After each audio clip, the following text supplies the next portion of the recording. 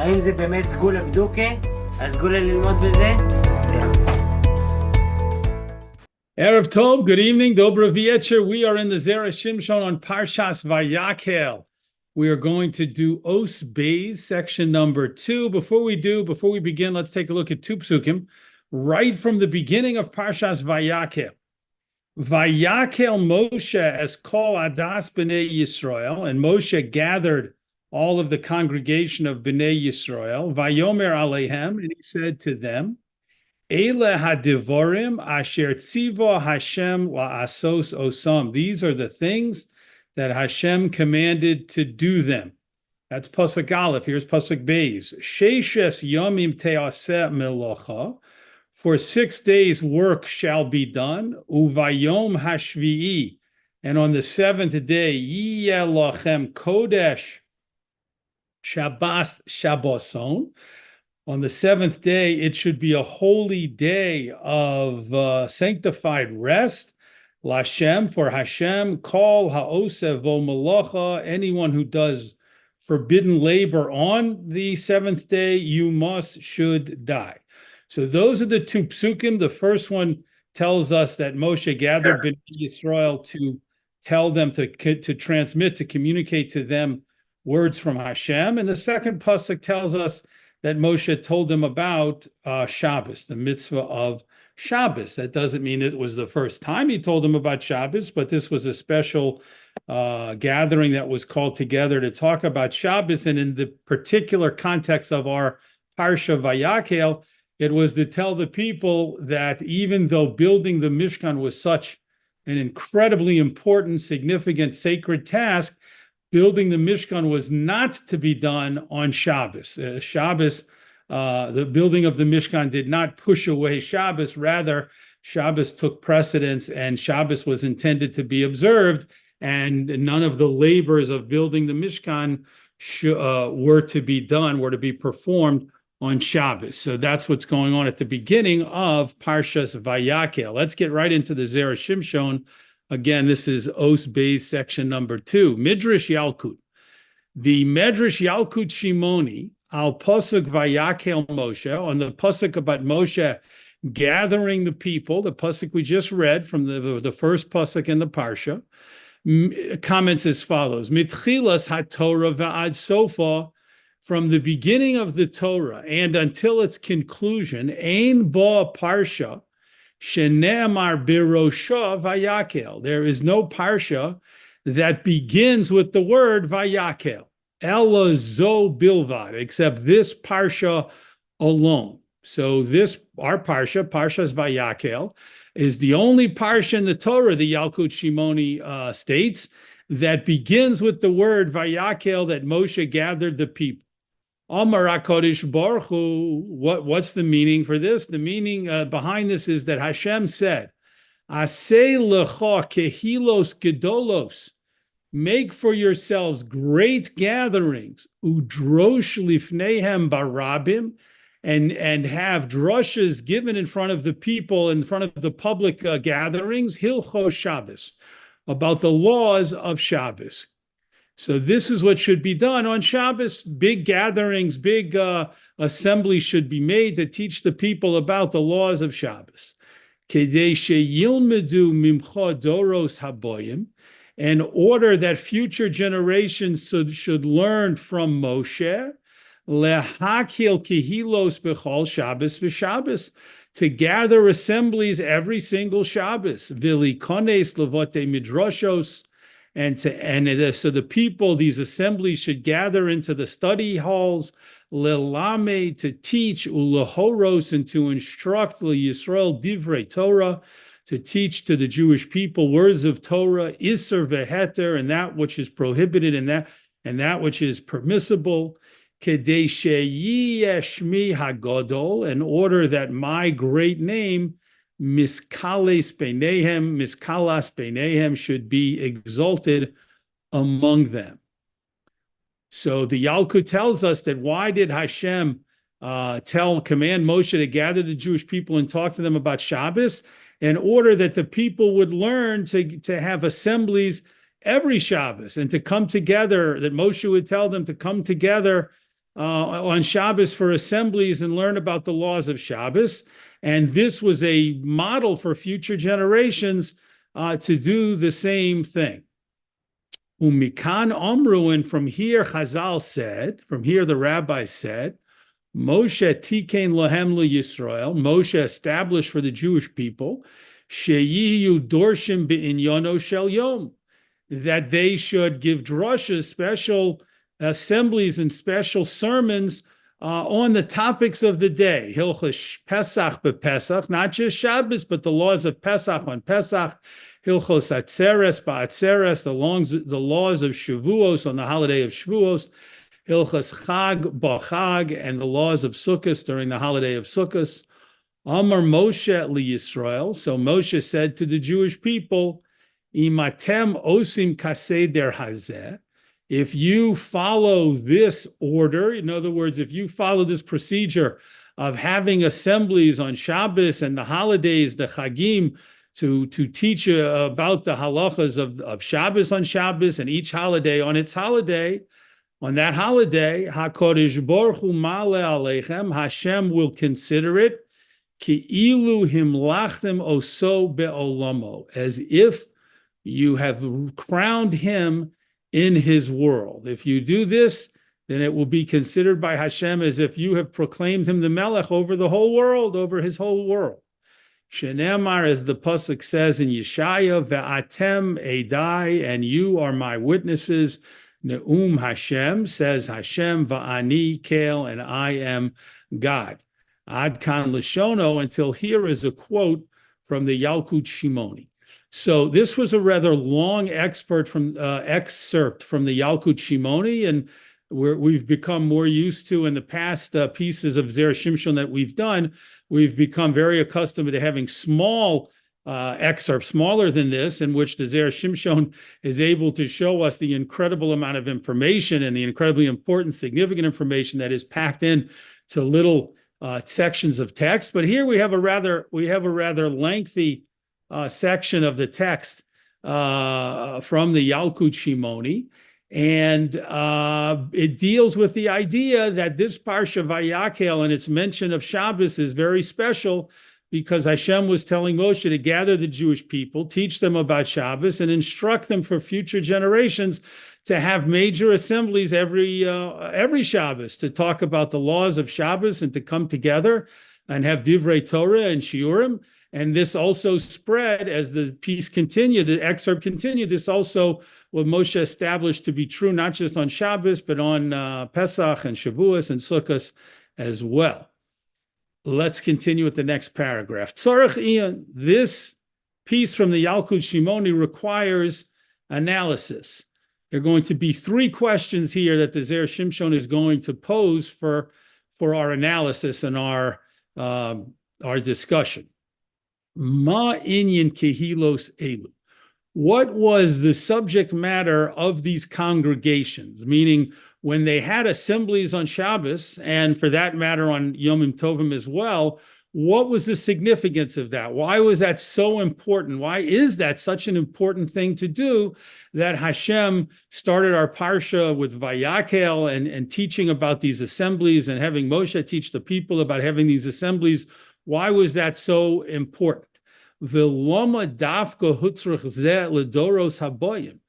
And why was it something that was specifically needed for future generations? V'lo doro shel Moshe, and not specifically the generation of Moshe.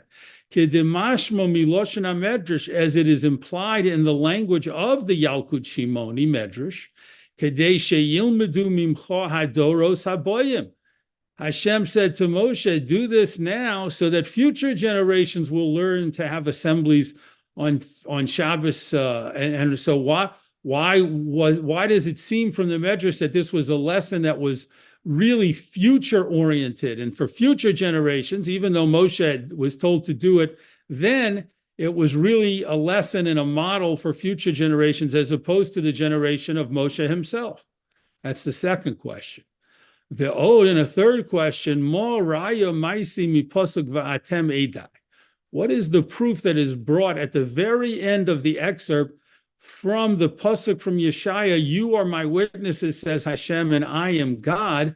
Meaning, how does that bring a proof to the statement right before the pasuk was brought, that Hashem will consider it as if the Jewish people have appointed him, or have proclaimed him to be their king in the world?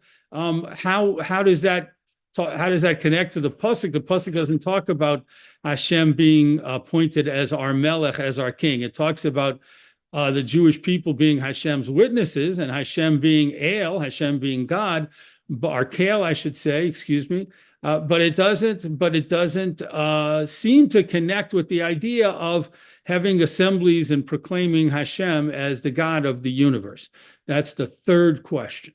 Let us now move to the top of the next column, where the Zera Shimshon will begin to put the pieces together to help us understand and answer these questions. V'yesh lomar, and we can say, the Isa b'Tor, it states in the Torah, Or HaChaim, in the section of Or HaChaim, Siman Reish Samich Ches, in chapter 268. And just to, as an aside here, the Torah was a very early code of Jewish law. The Rambam's Mishnah Torah is considered the first comprehensive code of Jewish law. The Torah, or its official name, the Arba'ah Turim, the 4 columns, was written by Rabbi Ruvain Beno Shel Harosh, Rabbi Ruvain, the son of Rabbeinu Osher, and that came after the Mishnah Torah. But both of those works preceded the most famous code of Jewish law, the Shulchan Aruch by Rav Yosef Karo, by several hundred years. So the Torah states as follows: Shechozrin lomar vayichulu achar arvis shel Shabbos, that we should repeat the paragraph of Vayakhel, which we know from it's the first paragraph of the Friday night Kiddush, and we say it also in the Ma'ariv Friday night Ma'ariv Shmona Esrei. So we should go back after we've said Shmona Esrei and repeat the paragraph of Vayakhulu Achar Arvi Shel Shabbos after you have davened the Shmona Esrei, the evening Shmona Esrei of Shabbos. And we, of course, do that. We repeat Vayakhulu after the Shmona Esrei. Lehoid kulam biyachad, in order for everyone to testify together al maaseh bereshis, on the act of the creation of the world. So the Torah brings down as a halacha that there is an obligation to repeat the paragraph of Vayakhulu after davening, after we said the Ma'ariv Shmona Esrei, to repeat it in order to testify, to have the whole assembly, the whole minyan, the whole group of people davening Ma'ariv together, in order for them to give testimony to the fact that Hashem created the world through this recitation of the paragraph of Vayichulu.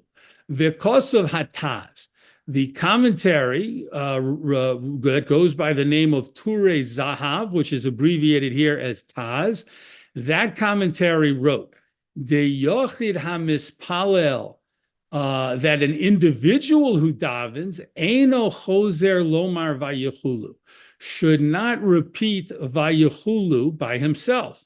The Ein Edus LeYochid, because there is no such thing as testimony by a single individual. The Edo Shalema Ba'inon, and we require in this situation of repeating Vayichulu a full congregation. That means a minyan. Lehoid LeHaKadosh Baruch Hu, to give testimony about Hashem creating the world. The Hainu Asara, which means when we talk about an Eidah, a congregation for davening purposes, it means 10 people. The minyan, the Im Yirtze Yochid LaAmra, and if an individual, this is still from the commentary of the Taz, and if an individual would like to recite the Vayichulu prayer by himself after he completes his Shmona Esrei, Lo yiskavein l'shem edus. He should not have in mind that he's doing it as a type of testimony. Rather, he should have in mind that he's reading the words of Torah. He's reading words of Torah that have to do with Shabbos, but not as testimony, because as the Torah said and as the Taz explained, the testimony that we're talking about when we recite Vayakhel after the Marav Shemon Esrei on Friday night requires a minyan, requires a congregation, meaning a minyan. Ad kan Lashono, until here's a quote from the Taz, the Turei Zohav. Nira mikan, it would appear from here, she'eno dome hasheva chaniton lahakodesh baruch hu berov am. It is not similar. The praise that is given to Hashem with a large group of people is not similar to the praise that is given to Hashem from an individual. Shahare kol echad ve'echad kvar omar vayichulu ba'amida, because we see, according to the Torah's original statement at the top of this paragraph, at the top of the column, we see that even though every individual recites Vayakhel in his Amidah, in his recitation of Shemona Esrei, va'af al pi chein chosren lomar oso b'kol ram uv'yachad.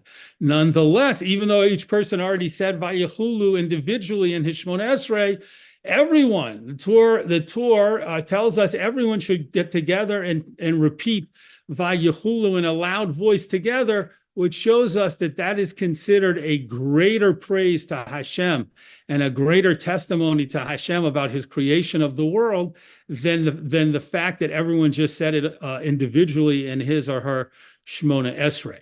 So we see the power of the group recitation of Vayakhel on Friday nights right after the Marav Shemona Esrei. Next paragraph. Uveperek Vav de Shabbos, in the 6th chapter of Maseches Shabbos, Isa, the Gemara states, "De sandal hamisumar, a spiked sandal, asoruhu b'Shabbos, the Chachamim forbade it to be worn on Shabbos, mishumasa shehaya b'Shabbos, because of an event, a tragic event that happened on Shabbos." What's being referred to here, if you look over at that Gemara, there's a Mishnah there, followed by a discussion. The Gemara, some tragic event had happened, and there's a disagreement in the Gemara from several different of the Amoraim bringing opinions as to what was the tragic event. But it had something to do with people stampeding and killing, and people being killed, and having a tremendously large amount of Jews being killed in this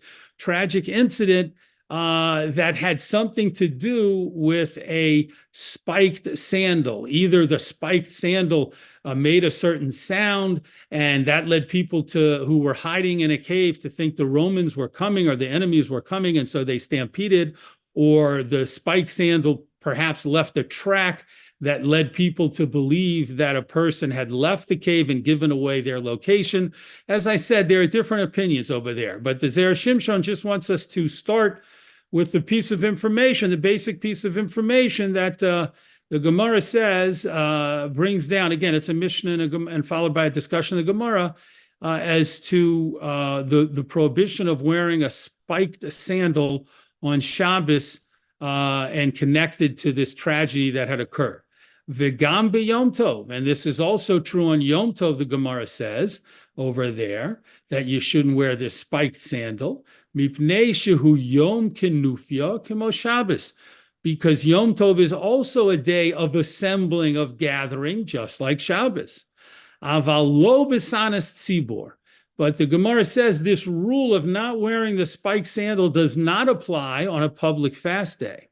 Afal pi shehu Yom Kenufya, even though it is also a day when people come together, sheniskabsin levote kenesios, because people come together and gather in shul on fast days, ve'enim osim malacha, and they don't do work on the fast days. In some communities, even though work was permitted, different communities had the custom not to do malacha on a tainis tzibor, on a public fast day. Lefi shehu kenufya dehetera. The Gemara says, why is a fast day? Why are fast days different in this regard from Shabbos and Yom Tov? Because when people gather on fast days, it's dehetera. it's technically permitted to do malacha. It certainly is permitted according to the me'ikra the din, according to the core of the law, even though some some places had a custom not to do work. But nonetheless, a fast day is different than Shabbos and Yom Tov in the sense that work malacha is permitted. Ve'eno asur b'asiyas malacha kamo b'Shabbos, and a fast day doesn't have the very severe prohibitions against doing malacha, the forbidden labors, like Shabbos does. V'ayin sham daf samech amud beis. See over there in the Gemara on daf samech amud beis. V'chein hu hadin, and so too it is the law. Shematirin chermei tzibor b'Shabbos, that we annul people's public excommunications on Shabbos, lefishahu yom kenufya l'rabim, because Shabbos is considered a day of gathering and assembling for the masses.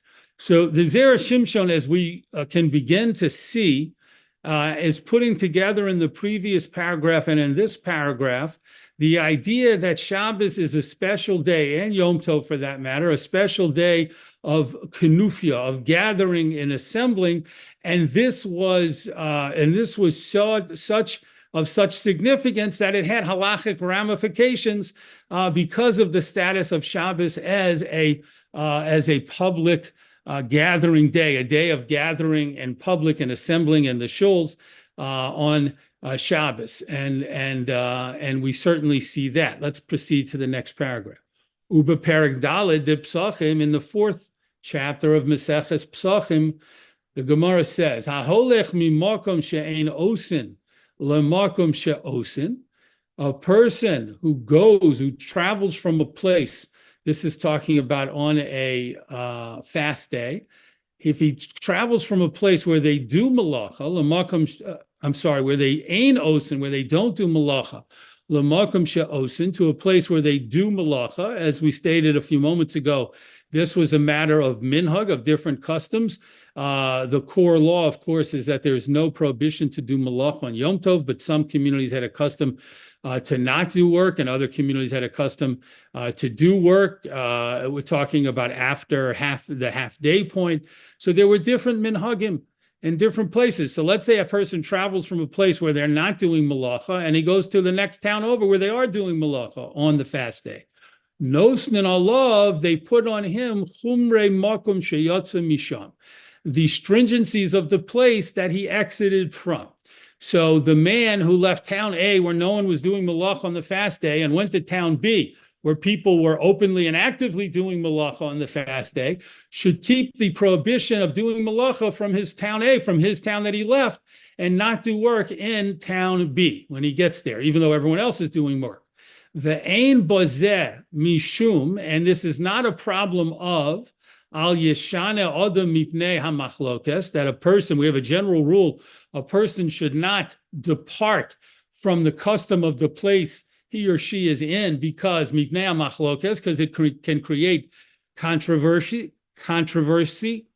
This is not a problem of that, even though this man who came from town A to town B and is now maintaining the tradition of town A not to do work, but he's in town B where they are all doing work, this is not considered a problem. Even though he's conducting himself in a different way than the rest of the townspeople in town B, it's not a problem. Why? Mishum shaharoa oso batel, because if someone sees him not doing work, Omer, that person will say, Ein lo malacha lasos. He doesn't have any work to do. Dohakama batlone iko bishuka. Because on any given day, there are many idle people in the market. Ad kan lashono, until here is a quote from the Gemara in Psachim. So the Zera Shimshon here in this paragraph has added the information, added the concept that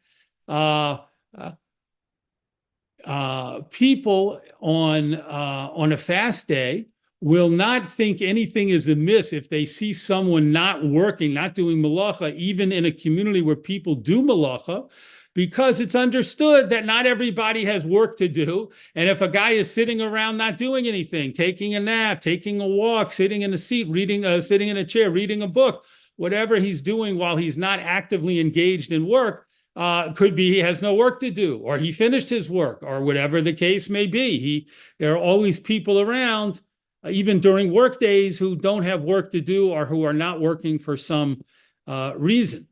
Next paragraph. V'im kain, and if so, af al pi shekol adam monea atzmo. Even though every person holds himself back, me'asiyas malacha b'Shabbos, from doing work on Shabbos, right? We know that on Shabbos, observant Jews don't work. We're all refraining from doing malachos, from violating Shabbos by doing any prohibited work. Ein bozeh heker.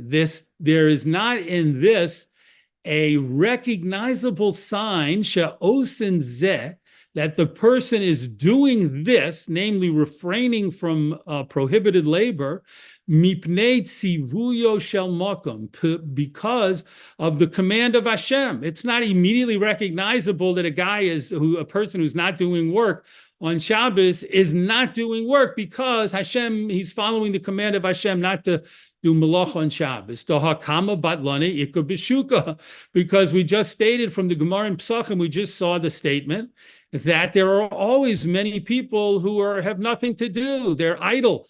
So maybe that's why a person isn't doing work on a Shabbos day. Maybe it has nothing to do with the following the command of Hashem, but rather this person has nothing to do at the time. He's a retiree, or he's lazy, or he wants to read a book and take it easy, whatever the case may be. Aval im yisasfu kulam b'makom echad lilmod, but if, in addition to not doing malach on Shabbos, if in addition to that, everyone comes together in one place to learn Torah, o lishmoa hadurush shel hachacham b'Shabbos, or to listen to a sermon, a drosha from one of the chachamim on Shabbos, oz yisparsem hadover, then the matter will become publicly recognizable. It will become publicized, she'osim zeh dafka b'yom zeh, that everyone is coming together specifically on this day, lefi shehu osir ba'asiyas malacha, because it's a day when it's forbidden to do the prohibited labor of Shabbos. So that's why people have the free time. They're not going to work. They're not even doing malacha at home, and they have the free time to come together and learn and study Torah and listen to drushes in the basement, in the Batei Medrash and the Batei Knesios and the study halls in the shuls. She'koch tzivak borei shamayim va'aretz, because this is what was commanded by the Creator of the heaven and earth. Zecher l'maaseh bereshis is a way every week to remember the creation of the world. V'godol kiluso shel HaKadosh Baruch Hu, and the praise and exaltation of Hashem is greater, ha'ola mikehila gedola, that rises from an entire congregation, a great large amount of people, mimasha ola mikol yochid v'yochid levado, than what rises from each individual by himself or herself. So let's pause here, because the Zera Shimshon has built up step by step to this point, where he's has answered his question as to what is the significance of these assemblies on Shabbos. And what he's explained to us is a beautiful idea, which is every Shabbos, the entire Jewish people are commanded not to do malacha, not to do the prohibited work on things that are forbidden to do on Shabbos. And one might have thought that would make a public statement to any onlookers, to the community itself, and to others, to say, it's clear that all these people aren't working today because it's Shabbos, and they're refraining from work to remember the Maaseh Bereshis, how Hashem created the world and rested on the seventh day.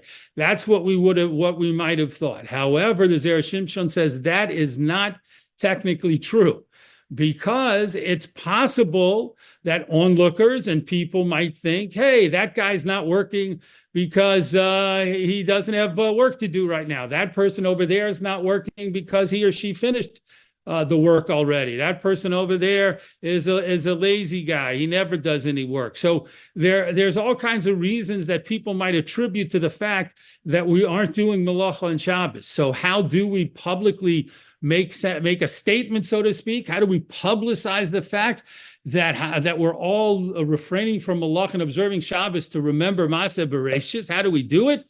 Answer, we come together in large assemblies, dafka on Shabbos, when we're not going to our workplace and we're not engaged in all kinds of other possible activities and work related things. We're not doing it on Shabbos, and we come together in the shuls for big shiurim and public lectures and learning together. Then we're sending the message. Oh, why are they coming together today? Because they're not going to their to occupations. They're not involved in all kinds of other activities that they would do the rest of the week. All of those things they're refraining from doing on Shabbos to come together and make it clear that this is a special day of rest and learning and becoming close to Hashem. And that brings the true honor to Hashem in a public way.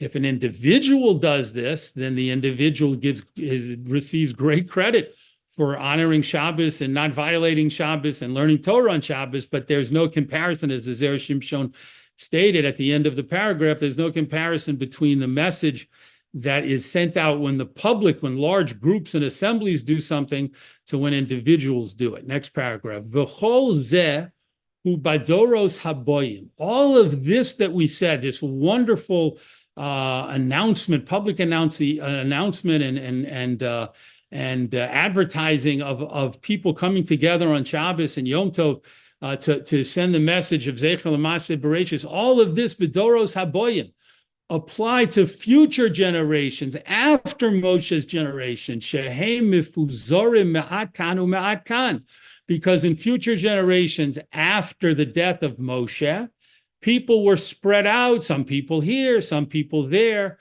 Utrudim b'chol yom b'yom mimei hachol, and during the week, people were busy with their different types of labor, be'iskehem uvemalachtam, with their businesses and with their malacha, with their occupations. Aval doro shel Moshe, but in the generation of Moshe, picture the people in the Midbar for 40 years, hayu kulam mikubotzim, all of them were gathered together, toch machane Yisrael, within the camp of Yisrael. The Jews didn't travel spread out in all kinds of different groups and then come together when it was time to camp out. They traveled in a close knit procession, and then they set up camp close together. So the Jews were all close together. Ve'ena nikeres kol kach, and it was not recognizable so much as sifosam b'Shabbos. They're gathering together on Shabbos. So in Moshe's generation, this idea that the people should have public assemblies and come together for shiurim, yes, it was beautiful and it was a wonderful thing to do, but that was not the main intent of Hashem's message, because it wasn't even that recognizable for people to come together. They were always close together when they camped in the Midbar during the generation before Moshe's death. Ve'od, in addition, shelo haya lahem malacha lasos. That was also a generation that didn't really have much work to do.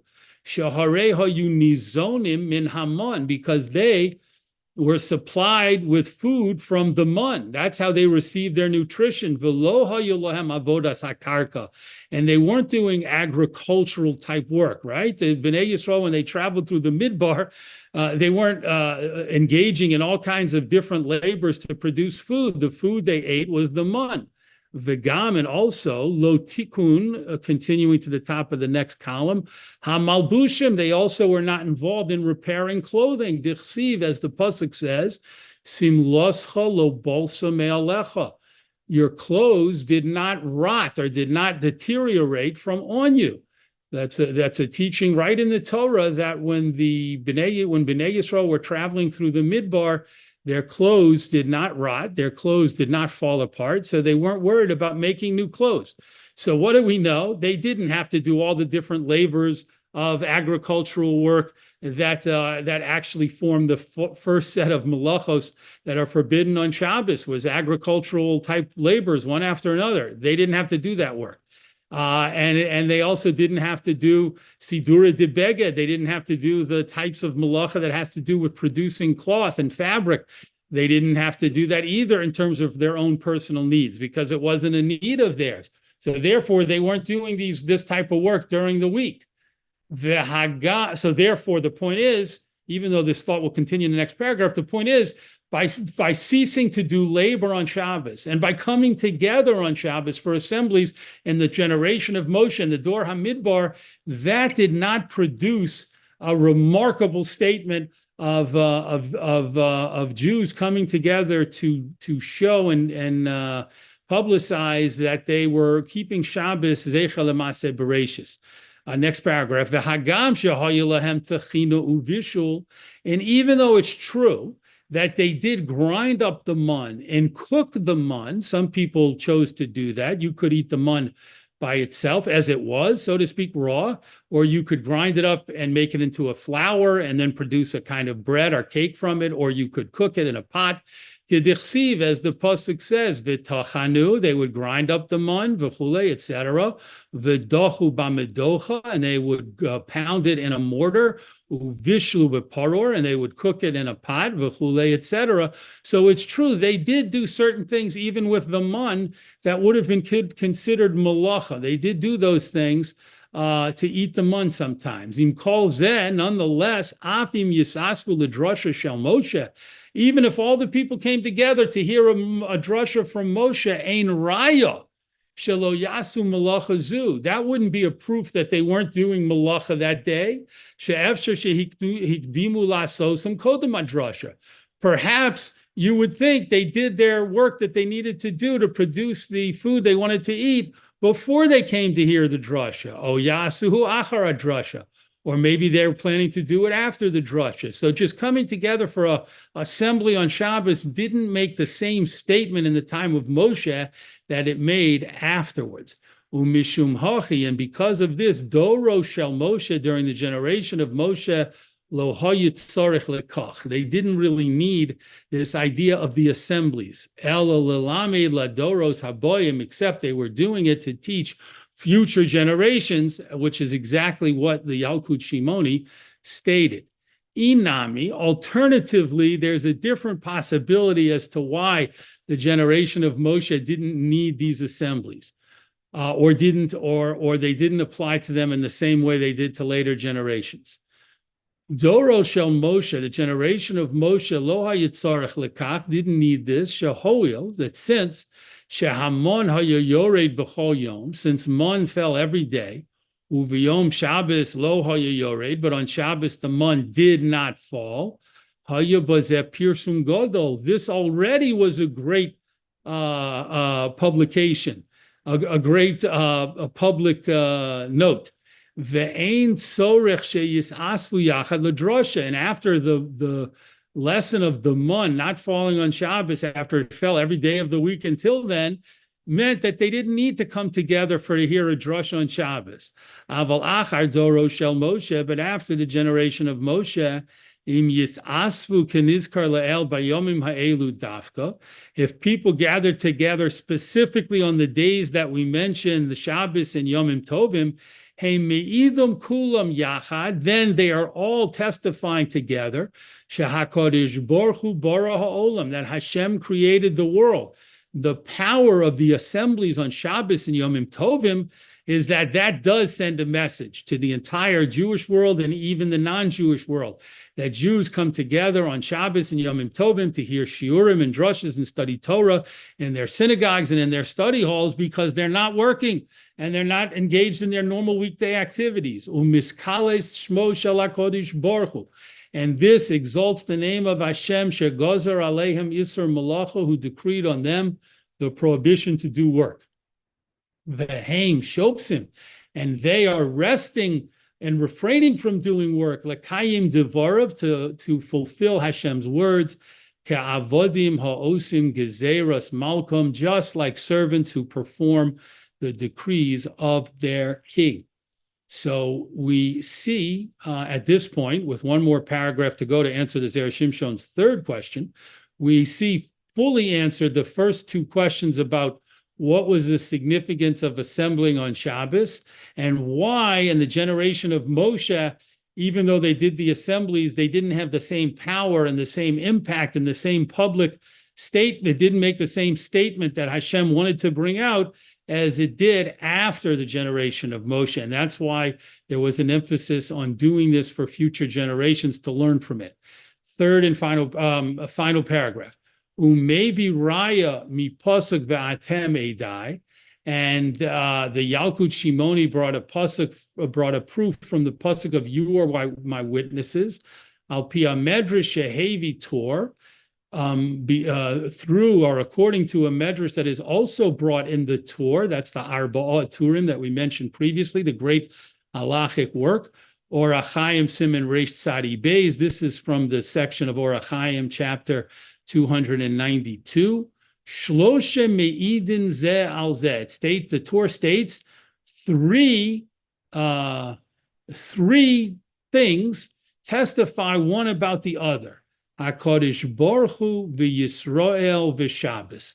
Hashem and Klal Yisrael and Shabbos all testify again about each other. And the whole quote is not here, but the medrash that the Torah brings talks about the fact that HaKadosh Baruch Hu and Yisrael and the Jewish people testify about Shabbos. HaKadosh Baruch Hu and Shabbos testify about Bnei Yisrael. And Shabbos and Klal Yisrael testify about Hashem. So let's hear the rest of the quote. Yisrael v'Shabbos me'idin al HaKadosh Baruch Hu. Bnei Yisrael, Klal Yisrael, and Shabbos together testify about Hashem Shehu Echad, that he is one, v'chule, etc. And the etc. is that he created the world. And that's the whole idea about Edim that the pasuk talks about. You are my witnesses. Klal Yisrael is a witness when it observes Shabbos. When Klal Yisrael and Shabbos join together, that's powerful edus. That's powerful testimony that Hashem exists, that Hashem rules the world, and that Hashem created the world. That Shabbos is observed by Klal Yisrael as a zecher l'maaseh bereshis, as a remembrance to Hashem creating the world. Yasher koch to joining and learning the Zera Shimshon with us this week. We look forward, God willing, to learning together again in the Zera Shimshon next week.